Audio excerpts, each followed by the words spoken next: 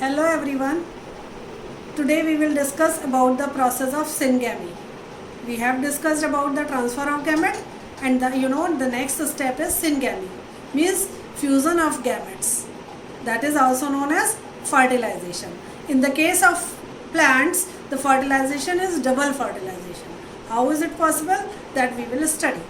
First of all, the term fertilization was discovered by Starsberger, scientist, and we have discussed about the structure of the ovule, embryo sac.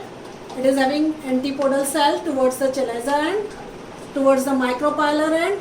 They are having two synergid, one egg cell and two polar nuclei in the center, or the secondary nucleus is present in the center. We have studied about the development earlier. Now we will start the process of fusion. First of all, we have discussed about the pollination. Then these pollen grains are transferred to the stigma of another flower or the flower of the same plant through self-pollination or cross-pollination. This is the structure of the pollen grain, having an outer hard covering protecting layer known as exine, inner intine inside the cytoplasm, single nucleus, or sometimes two nuclei are present. Bigger one is known as tube nucleus and the smaller one is known as generative nucleus. What happens after the pollination? It is having a weak point also, that is known as germ pole. During pollination,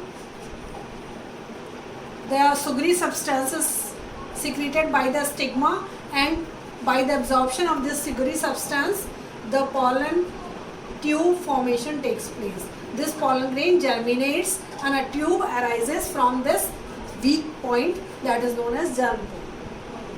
Through this tube, generative nucleus and tube nucleus, both of them come outside, and this tube start passing through the stigma, if it is the stigma, from the stigma through the style into the ovary.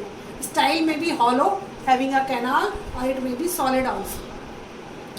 From the style it will come into the ovary by three ways. If most of the cases it enters through the micropylar end. In between the two, the pollen tube enters in between the two synergids, or in between the synergid and the integument, the wall of embryo sac from this side. This type of entry of the pollen tube is known as, and fusion is known as, porogamy.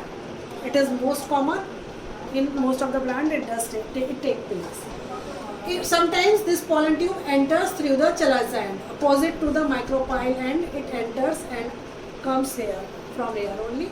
Then this type of entry is known as chalazogamy. In some cases, very few cases, this pollen tube enters through the integument. After it start entering from the integuments only, then it is known as mesogamy. Whatever is the path, most commonly it is the porogamy only. When this pollen tube enters through the micropylar end, both of the synergies buds, they show the path to the germinating pollen grain, and it enters into the embryo sac. And when it enters, before it enters into the embryo sac, this generative nucleus divide into two nuclei. Two male gametes are formed. And when this pollen tube bursts into the embryo sac, before that this tube nucleus also disorganized before the bursting of the pollen tube. When this pollen tube enter into the embryo sac, it bursts and both of the male gamete enters into the embryo sac. One of the embryo sac, one of the male gamete fuses with egg cell or oosphere. This one, this cell, egg cell, this cell, one of the male gamete fuses with this and forms zygote. This process is the main fertilization or syngamy. Another male gamete fuses with this polar cell or secondary cell or the polar nuclei. Already it is diploid, male gamete is haploid, this secondary nucleus is already diploid, having two nuclei. So that's why instead of diploid or triploid cell is formed. That's why, and you can say 3 nuclei are fusing together. That's why this process is known as triple fusion. And this triple fusion gives rise to a cell that is known as endosperm nucleus. This process, fertilization, is taking place twice. Once in the form of syngamy, another in the form of triple fusion. That's why this process is known as double fertilization. And it was first discovered by S.G. Navasis. Now, what is the utility? Zygote, the zygote will divide and give rise to the embryo. But what is the utility of this endosperm nucleus? This endosperm nucleus give rise to the endosperm.